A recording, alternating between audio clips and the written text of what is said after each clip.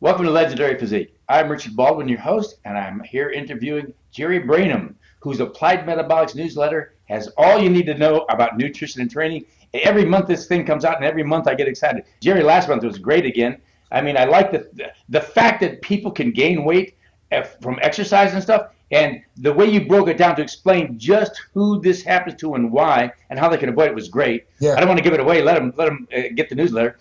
And then the other article you had that just had one question after another answered, like even how many days a week should you train? Right.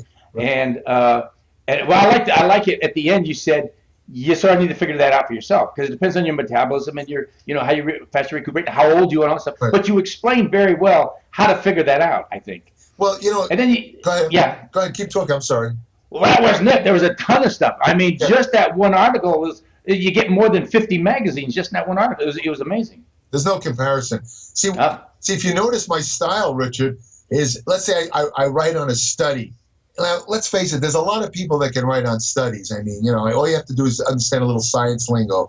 But what I do is I try and find a practical application for it using real world empirical empirical experience is redundant, but in other words, real world experience, like based on my half a century, it makes me shudder to say that, half a century of training, I'll write about something and point out what the majority of people that actually train, how they have kind of utilized that research over the years. This is something that the scientists can't do because they don't train, So I make it very practical, that type. But the other thing that I liked about your articles, you were explaining how a lot of the studies now are paid for by companies, right? And you have to know who's behind that because it might be twisted. Yeah, well, it might be inaccurate actually. That's a major problem because a lot, especially when it comes to food supplements, because see, with food supplements, the only people that are going to pay for the studies, they can be expensive. They're over, some of these things are over six figures. They cost us six figures or more. The only people that are going to pay for that are supplement companies. And the problem is very often as I pointed out in the article, the studies are skewed where they always come up with a benefit for the supplement. And if you know anything about studies, see, if you don't understand how studies are designed, you can see that how even the most rigorous studies, you can inject some bias in there. You can manipulate certain little things that a person might not be totally conscious of, where it makes your product look really superior, when in fact you've really proved nothing.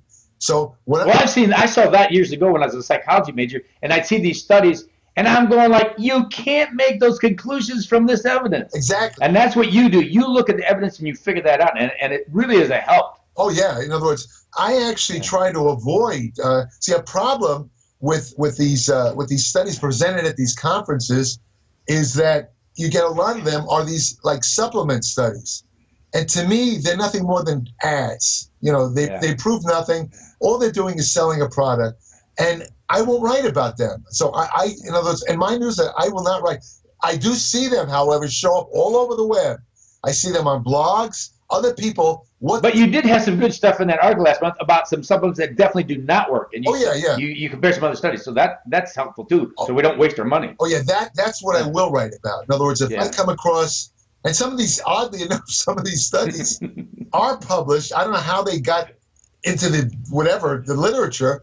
They're paid for by the supplement companies, which must really piss them off to find that they paid all this money to find a null effect with their supplement, had done absolutely nothing.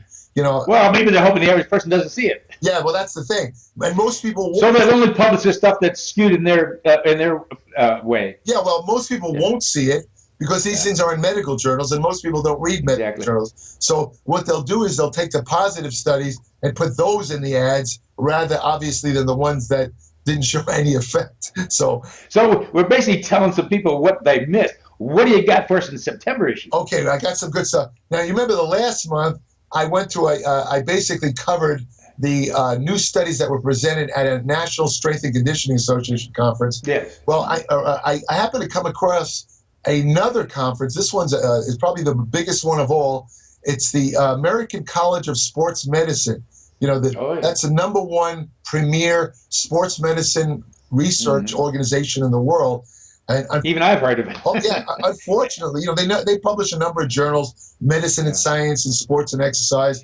I think they also have a licensing thing for personal trainers, something like that, or a training thing. But the thing is, they hold a conference each year also, and this one was really kind of a lot of work because, believe it or not, I went through 1,000 studies, 1,000.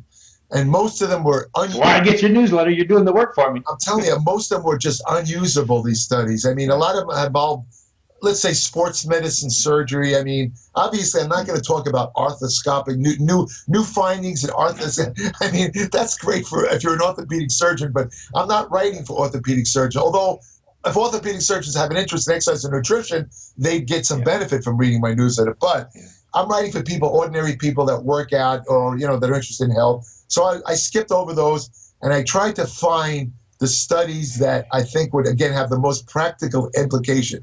So out of 1,000 studies, I think I found about, believe it or not, I narrowed it down to about 20. Of the 20, I looked at them carefully. I found problems with those studies. So then I finally came up with a couple of them. And I'll tell you, just to read off some of these studies or the topics that I taught. Here's one. Can you train a muscle every day? There's been a couple of YouTube videos where guys are claiming there's no such thing as overtraining. You can train a muscle every day. And, I'm sure you have too. I've been taught ever since I was a kid when I started training, muscles have to have rest days. Yeah. And this seems so obviously false. And yet the study found a surprising effect, which I explain in the article. Then another one is called, the protein casein, milk protein. Yeah. I wrote an article where I suggested that older guys, it was in the newsletter, older guys who want to put on muscle, if you take a casein supplement, casein is one of the two main milk proteins, the other one being whey. If you take it right before you go to sleep, but if you work out about 2 hours before in the evening, then before you go to sleep, take casein, you get a considerable increase in muscle protein synthesis to the point where you abolish what they call anabolic resistance, which occurs when you're after 40, when it's difficult for your muscles to uptake amino acids for use in muscle protein. You basically kind of get this muscle metabolism like you had when you were 20 years old.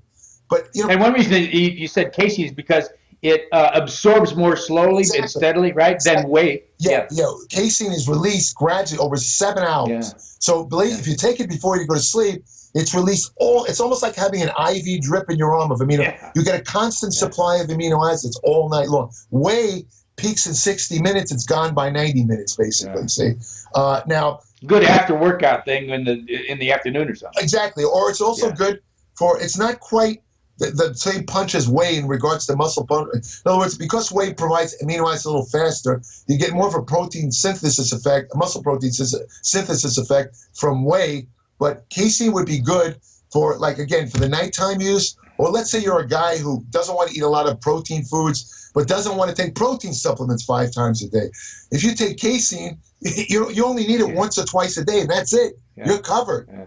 And there was one study where they gave whey and casein, they gave it to a group of, I think it was police officers who were looking to lose weight, and the casein protein was able to cause much greater fat loss in these policemen than the whey. And again, the reason has to do is among the functions of amino acids are it increases satiety. In other words, it knocks down your appetite so that these policemen wound up eating less calories. See, that's just a tangential thing. But the next article, the next one in there is related. That wasn't it. The next what I was going to say was I found one of the studies was, what if you take in casein at night and you're on a diet? Will having that protein at night blunt fat loss? In other words, will having that protein all night long somehow interfere with weight loss? And I answer that question in the second article. The next one is some of these fat loss products that you see out, the fat burner supplement, they contain cinnamon. Cinnamon's great. Everybody loves cinnamon. I mean, it's great stuff. There's some studies indicating that it helps if you have diabetes, it helps to control blood glucose. But does it help really burn body fat? And I answer that question. The next one. Then I have one on fish oil. There's a lot of controversy, Richard. We've talked about this before, about fish oils. Some people say it doesn't do a thing. Other people say it's actually dangerous for you. You go on and on and on. But one of the big controversies from the point of view, if you work out, is fish oil ergogenic? Is it going to help you work out? Are you going to be able to train harder? Are you going to be able to burn more fat? That's the next question answered. Then I have one. How do you maintain muscle? What's the best way to eat to maintain muscle under extreme conditions? Now, this thing involved some Norwegian army guys that were on maneuvers for 4 days, where they were carrying a heavy backpack over the Arctic ice, 36 miles a day. That's what they were doing, basically over a marathon for 4 days in a row. And they compared two diets. One of them maintained the muscle of these guys. The other one, they lost tremendous amounts of muscle. The answer is going to be very surprising to a lot of people. So, I'm not saying everybody's going to walk across the Arctic with a backpack. Yeah. But if you're one of those people that really works out, for some reason, you would like to work out a lot, you're involved in sports where you're doing hours of exercise, this is a way where you'll keep your lean mass without taking drugs, by the way. Then I have a one called, I don't know if you've heard of the expression, healthy metabolically obese. I don't know if you've ever heard of that. Yeah, actually. Yeah, there's a subset of people that are actually fat. There's no other way to describe it. They're fat. They have excess body fat. But they're active? Yeah, they're active. They work out. And all their medical tests, Richard, their blood lipids, everything is... I've got a friend like that. Right. In other words, they have low cholesterol. They have normal blood pressure. Their liver enzymes are good. Other than having body fat, there's no real signs of being unhealthy. But the question is, though, other studies have shown that testosterone, that having a high amount of body fat can adversely affect testosterone levels. Now, these guys, these men and women that are healthy, metabolically obese, they have high body fat. How does that affect their testosterone? And what can they do to maintain their testosterone? Because low testosterone could be bad for the heart, right? Very bad for the heart. Yeah. Very bad. I mean, it's just incredible. It will actually cause heart failure if you're testosterone deficient for more than a certain years, you will get heart failure. It actually has to do with the interaction of testosterone with another hormone called IGF-1, but that's another subject. But the next one is, we all work out now. We have all different choices in weight training equipment. You have the plate loading machines, you have the free weights, and you have the cable machines, right? And we all like to use a variety of our exercises. But the question is, what works the muscle better, a plate loading machine or a cable machine? What works the muscle better? I mean, most people, bodybuilders especially, I don't know if you do that, but I look at cables as like finishing exercises. Yeah. Like, maybe at the end of my bicep, I'll do a shape or something. Yeah, exactly. It's like a light cable curl. Or when you do your pecs, you do your crossover cables. But you never look at them as building exercises. What's the truth about that? That's in that article.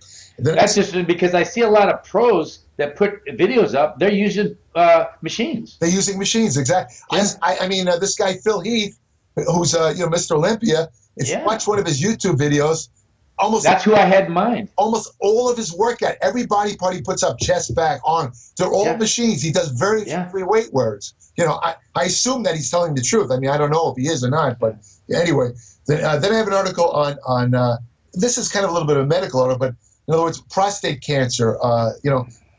One of the treatments of prostate cancer is called androgen deprivation therapy. They basically knock out your testosterone completely. Now, we all know that when your testosterone gets knocked out, it's literally death for your muscles. Death. Yeah. I mean, not only that, but these guys that get their testosterone, they always wind up getting cardiovascular. There's a whole bunch of side effects you get. It's very dangerous to knock out, but, it's part of the therapy. But the point is there a way to keep your muscle mass and strength even on androgen deprivation? Is there a way? In other words, do you absolutely have to have testosterone, or is there a way where you can keep your muscle mass and strength even though your testosterone is being knocked out? So I talk about that.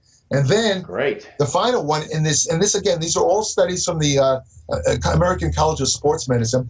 The last one is particularly interested to active women. They finally figured out, a lot of women will ask me, Jerry, should I ingest as much protein as men? I mean, I'm lifting weights, like the bodybuilding women or the figure women. They want to know, should I be ingesting as much protein as men? Or should I ingest less because I'm obviously smaller than the average guy? Most of them are. And what they found in this study, they figured out the precise, and I mean the precise amount of protein for any woman who's active. For example, whether you're an athlete, whether you're a bodybuilder, figure competitor, any female active person, you will read this and know exactly to the gram how much protein you need to get whatever you want, whether it's fat loss, maintaining lean mass so you don't lose. For example, women have a particular problem because when they lose protein, a lot of it comes from the face. Your skin is basically protein, and you have two underlying support proteins called elastin and collagen. If your protein gets too low, you're burning up a lot of protein, your body's going to start digging into those skin support proteins, and what's going to happen is at 25 years of age, you're going to have the face of a woman 50 years old. I've seen it. So that's a permanent loss of elasticity there? Permanent loss of elasticity, and if you use a sunbed or lie in the sun, it's compounded. I remember seeing women when female bodybuilding first started, they were lying in the sun and they didn't know much about diet. They were like cutting their calories so low, they weren't getting enough protein. I was backstage at a contest standing with a guy named Bill Reynolds. You might remember him. Editor-in-chief of Bill was a friend of mine. Right, and we were standing and the girls were kind of like filing in right in between us. And I'm looking at each face as she walks by, and I commented to Bill. I said, Bill, is it my imagination or how old are these girls? He says, well, the average age is between 21 and 28. I said, are you kidding me? He says, what do you mean? I said, Bill, did you look at their faces? They all have wrinkles. They look like old women up close. I mean, what is the deal? And I didn't know what it was at the time. Now I know. And that's what it was, see? I feel bad for them. I'm not making fun of them. I feel terrible for them. But here's the thing. If you, engage in the sun right, where you don't overdo it, I had that article you might remember on how to protect your skin when you expose. If they follow some of the recommendations I made, certain nutrients and certain practices, you can have your skin color without any damage, no damage. Well, how many competitors are doing that instead of just spraying it on now? Well, are they still getting out in the sun? I think some of them are, but you have a good point. A lot of them just resort to the spray. But a lot of them, what they do, from what I understand, is a combination. They'll get a light base tan. This is what I used to do myself. Yeah, I used to do it too. I can never really get super dark, except I use that drug, which I talked about in my article. Yeah. I use a suntanning drug that made me extremely dark. I actually look like a black man, believe it or not. But anyway. Yeah, it worked better than you thought. Oh, my God. My mother didn't even recognize me, my own mother. But anyway, the thing is that what I used to do is get a base tan. Then I would use, and back then we had really crappy tanning, fake tan stuff. But if you use, but if you remember that, but if you use it with a base tan, it actually looked like a real tan. But the makeup they have today, the fake tanning stuff, is far superior to what we had years ago. So if you get a light base tan with this stuff, with the current, let's say, tanning makeup, it looks like a really beautiful golden bronze tan. Yeah. And you spare your skin. So it is better to do it that way. So moving on to the next article. See, you know about the vitamin D controversy, Rich. I've written articles about it. Basically, vitamin D was one of those kind of overlooked vitamins for many years. The major thought among researchers and the general public, when you mention vitamin D, they figure, okay, vitamin D means bones. And, people that were a little bit more knowledgeable knew that if you're a child lacking vitamin D, you get a disease called rickets. Basically, the calcium does not get incorporated in the bones properly. They get very weak. It produces like bow-legged appearance and bone deformities. If you get it as an adult, it's called osteomalacia. And most Americans are vitamin D deficient, too. 90%. Yeah. Can you believe that? Anyway, a couple of years ago, with the advent of new techniques, new equipment, they discovered that the vitamin D receptors, they're called, they're all over the body. They're in the testes, they're in the brain, they're in your skin, they're everywhere. And the thing is, when you ingest vitamin D, it goes through a process, through first the liver, then the kidneys. It's eventually changed into a substance, which is a steroid hormone. It's a steroid hormone. This steroid hormone form of D locks onto these vitamin D receptors, and get this, Richard, it activates over 1,000 genes in the body, 1,000 genes. So my point being, vitamin D is extremely important. I mean, for one thing, it activates killer T cells. Killer T cells are your main natural defense against cancer and bacteria. If your killer T cells aren't working, and you develop a tumor in your body, it can kill you. It can. Well, I took my D3 today. Yeah, and let me tell you, people don't realize it. Everybody walking the earth has tumors developing in their body. Most of the times they never even notice it because it's destroyed before it can do anything. And the thing that destroys it is these same T cells. So vitamin D activates it. Now, if you had no other reason to take D, that to me is reason to know. But here's the problem. There's a source of confusion because all the major medical societies that basically decree how much nutrients we should take, they all disagree on vitamin D. One says to take no more than, Institute of Medicine is called, you don't need more than 800 units. But then if you look at their reasoning, you find they're only talking about preventing vitamin rickets and they don't take into account the other possible benefit.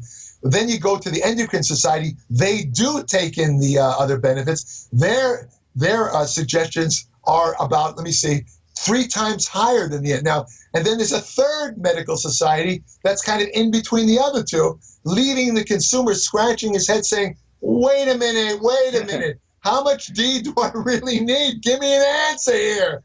That's what I did in this article.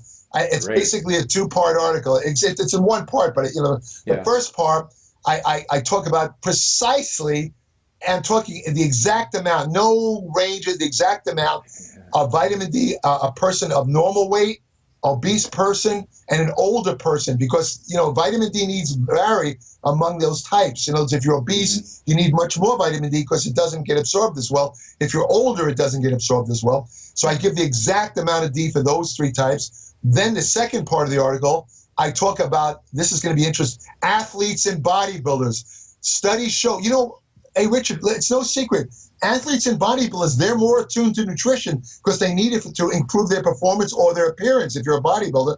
So most bodybuilders and athletes, you assume, well, they take supplements. They probably don't lack vitamin D because the D's in supplements, right? Wrong. 65% of athletes and bodybuilders don't get enough vitamin D. 65%. Well, they should have been reading your newsletter and they'd know what they should do. Now they'll know if they read this article because what I do is, again, they tested athletes follow them for a year, and some of the athletes actually did have enough vitamin D. They didn't need to take vitamin D. And when I say enough vitamin D, I mean according to the 25-hydroxy blood test. That's how you determine it. So they followed them for a year, and they tested various doses, and they found the precise dose an athlete needs to maintain his vitamin D level, blood level at optimal level. And let me tell you something, vitamin D, those receptors are in muscle.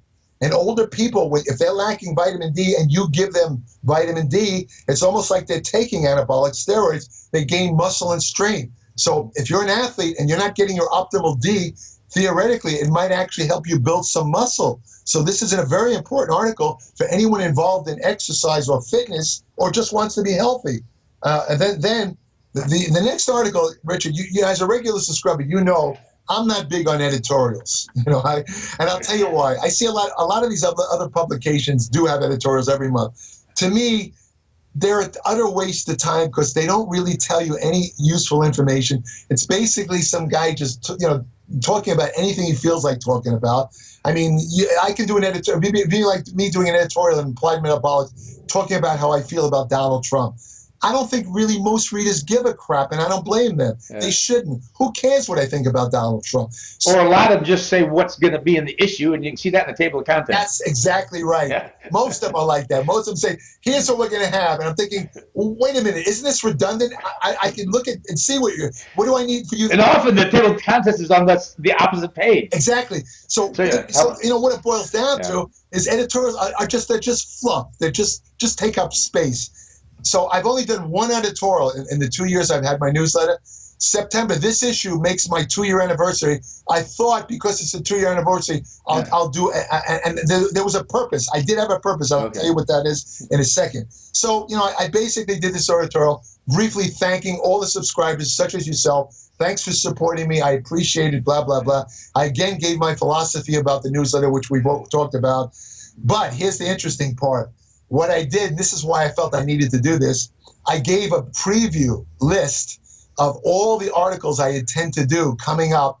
I intended to only put about 6 articles. I got carried away. I think I put about 30 Imagine articles. that. I listed about 30. That's my friend Jerry, I know. I'm telling you, I overdid it again. Once again, I overdid it, and I listed about 30 articles. That's cool. They're basically just titles and brief explanations.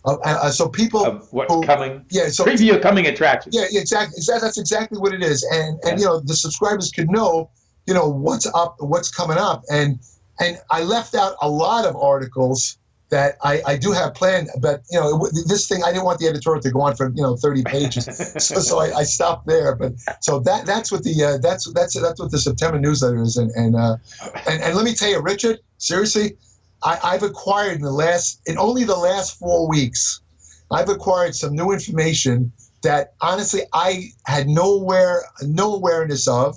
I don't think anybody does, even most scientists. Some of the most interesting, mind-boggling stuff.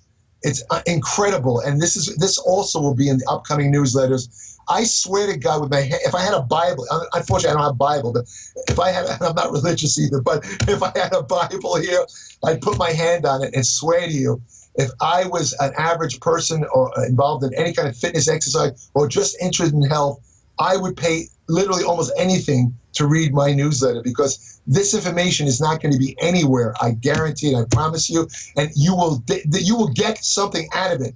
I'm not just spouting off stuff to make myself look smart like these other people do. I'm giving you practical stuff that will improve your entire life, maybe even save. One of the articles, for example, I have one of the articles I listed coming up is on potassium. And in the article, I basically explain how potassium, just adjusting your potassium levels, can literally save your life. Save your life. Because that's by the way, that's another mineral that a lot of people are lacking who don't even know it.